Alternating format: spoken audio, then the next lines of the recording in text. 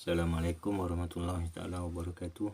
So sambung balik lah, dan untuk aku cuba buat penjelasan yang sebaik boleh lah tentang itu agenda pertama aku, agenda ataupun cadangan pertama lah. Cadangan pertama iaitu kenapa aku rasa pusat tahfiz ni lebih baik diwujudkan dalam kawasan masjid. Okey, dia ni sebenarnya satu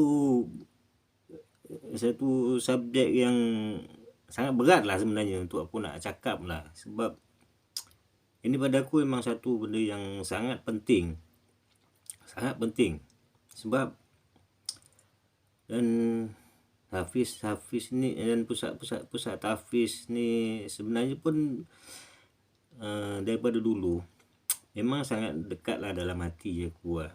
Sebab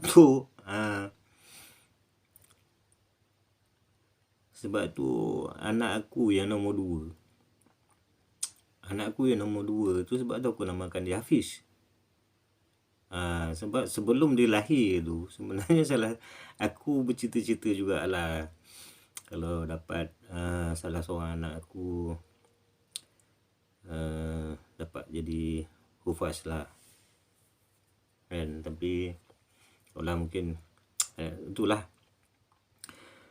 bukan semua yang kita nak tu kita boleh dapat kan. Jadi tapi itu dah takdir dia lah, jalan kehidupan dia apa semua kan. Tapi alhamdulillah sekarang ni pun dia dah semakin baik. Okeylah, itu biar. Tapi pasal pusat tahfiz ni sebenarnya pun sebab ramai juga kawan-kawan aku pun yang even terlibat lah dalam pengurusan pusat tahfiz ni. Dan memang daripada dulu memang aku mengambil minat lah benda ni.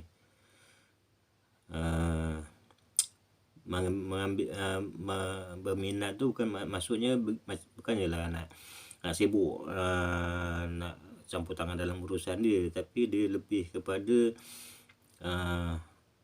apa yang aku boleh tolong kan. Mungkin sikit-sikit lah mana aku boleh bantu lah, sebab aku pun tahulah, aku sedar diri aku sendiri ni kan. Sebab dulu pun yalah, kalau dalam bab mengaji ni pun dia punya cerita tu memang panjang lah. Dan yelah, walaupun daripada kecil, daripada umur tak silap pun masa dia 1 tu pun memanglah dah mula lah belajar mengaji dengan arwah bapak aku apa semua. Lepas tu dah jam 6 belajar malam-malam pergi rumah ustaz tu untuk nak belajar mengaji apa semua. Cuma end up tapi tak pernah dalam sepanjang selepas daripada tu sebenarnya pun memang ada keinginan tu untuk nak belajar mengaji tu, memang sentiasa ada lah. Cuma alhamdulillah lah, walaupun dah lewat tapi akhirnya dapat juga kan. Jadi itu baru nak belajar membaca. Jadi kalau tahfiz ni dia memang aku tabi lah, memang respect lah. Memang aku hormat sangat dengan orang-orang yang boleh nak menghafal Al-Quran ni, sebab dia memang hebat lah. Orang-orang yang dapat menghafaz Al-Quran ni, pada aku memang seorang yang hebat lah. Memang seorang yang dipilih. Bukan semua orang boleh. Dia pada aku, yang para hufaz ni, Allah pilih dia untuk diletakkan ayat-ayat Allah tu dalam dada dia, disimpan kan. Sebab itu salah satu kaedah. Sebab tu kenapa Al-Quran macam mana Al-Quran tu di-preserve kan, dijaga. Macam mana Allah jaga Al-Quran tu. Sebab tu ada ribuan, buat tahu ramai lah orang yang mampu untuk nak hafal seluruh isi kandungan Quran tu kan. Jadi pada aku setiap orang tu adalah hamba yang dipilih Allah untuk diletakkan kalam dia itu sebagai satu cara untuk nak menjaga kesucian dan ketulinan Al-Quran tu. Itu kalau bab yang hafiz. Jadi kalau macam kawan-kawan ni yang buka pusat tahfiz apa semua, macam ada satu seorang kawan aku yang kat UKM tu, tu dekat silap aku dekat Melawati kan.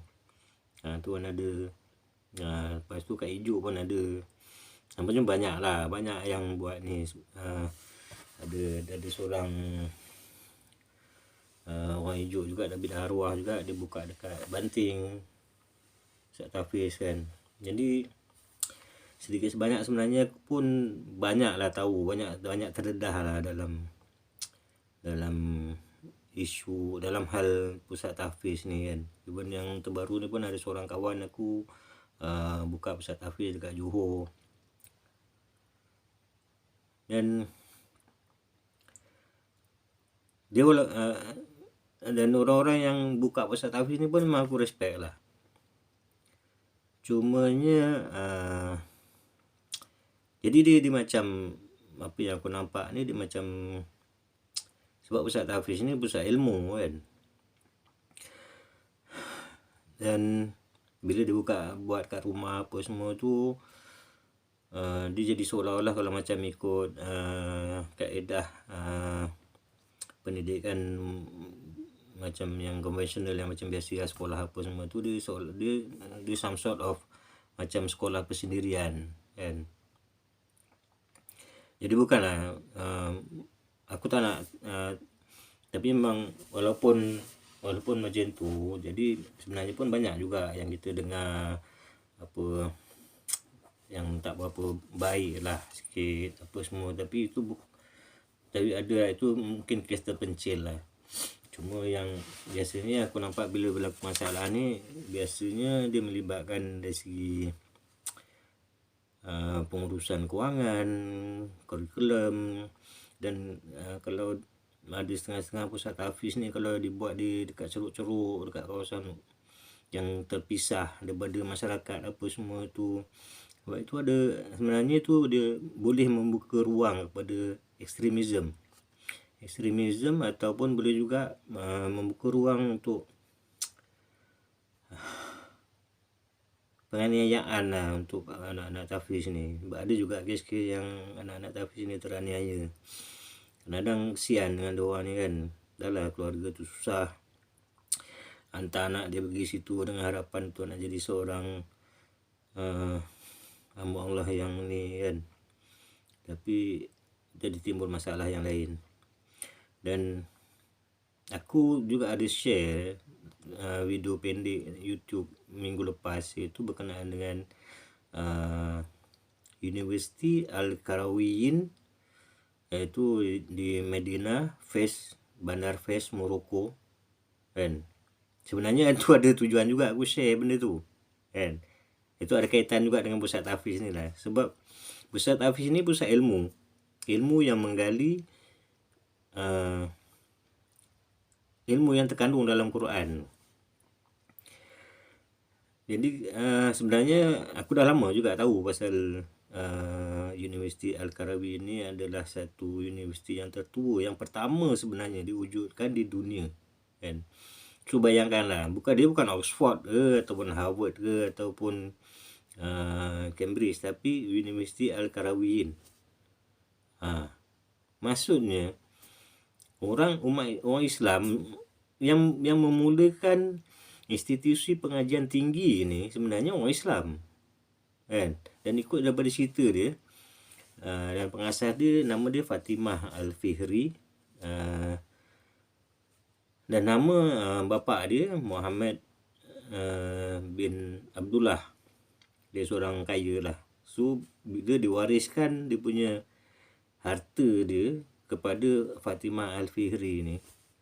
Jadi Fatimah ni pada permulaan dia tu dia gunakan harta yang diwarisi itu untuk nak buat masjid kan. Dia buat masjid, lepas tu bila dah siap masjid tu dia bermula aktiviti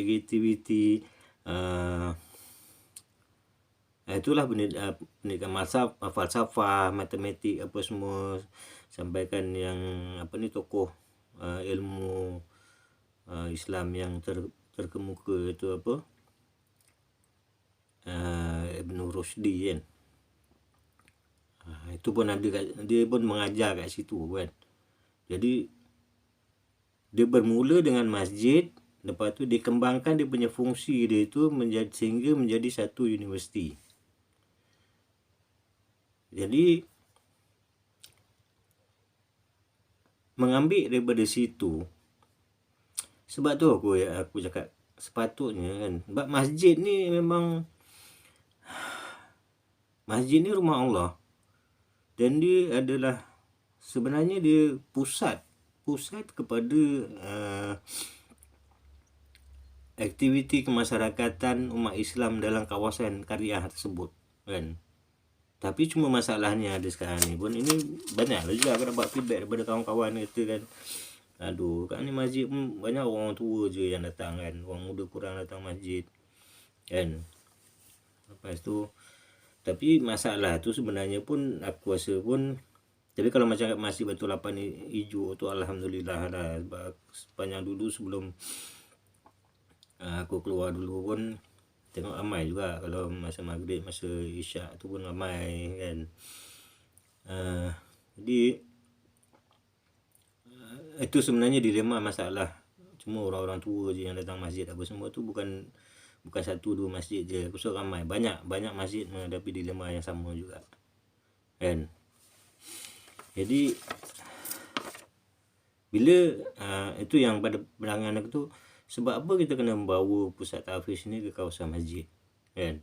Jadi bila senang di salah satu dia tujuan dia tu untuk nak mengimarahkan masjid lah kan. Kalau ada senang cerita lah, itu kita ambil kira yang mudah je lah. Okey, budak-budak yang tahfiz ni kita buatkan satu asrama, bilik je kan, dengan bilik, dapur apa untuk apa semua, untuk nak masak apa semua lebih kurang kan. Tu benda tu boleh di plan lah. Tapi maksudnya kalau katalah ada 20 orang yang belajar hafiz ni dekat situ kan, jadi 20 orang ni dia akan duduk dalam kawasan masjid, boleh katakan almost sepanjang masa lah, ataupun sebahagian besar masa tu dia akan habiskan dalam kawasan masjid, sebab dia duduk kat situ. Jadi kalau macam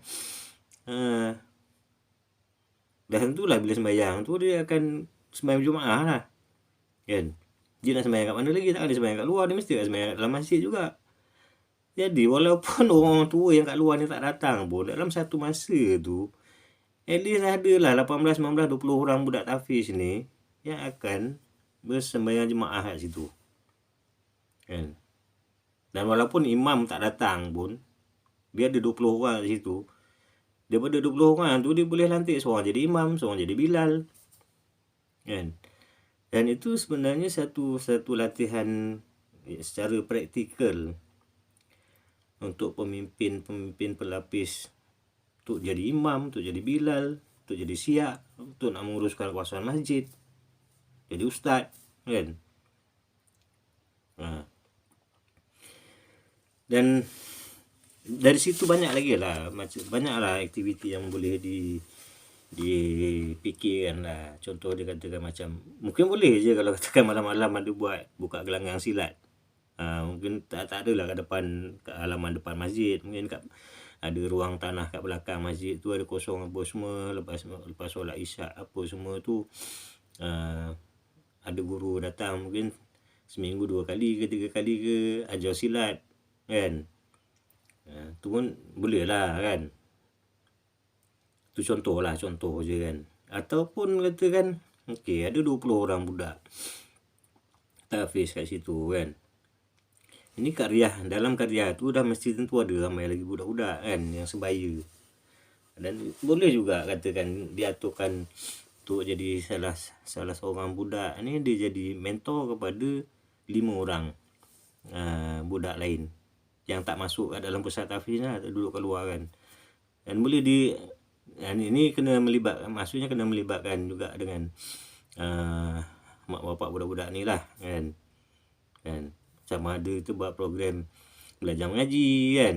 Jadi yang belajar tahfiz ni dia mesti lebih mahir. Dia lebih mahir kan. Lepas tu dia yang akan nanti jadi macam program mentor lah lebih kurang lah. Jadi setiap seorang tu dia ada 5 kawan sebaya, rakan sebaya dia yang akan belajar mengaji dengan dia. Contoh dia macam tu lah. Kan. Jadi macam budak yang belajar tahfiz ni,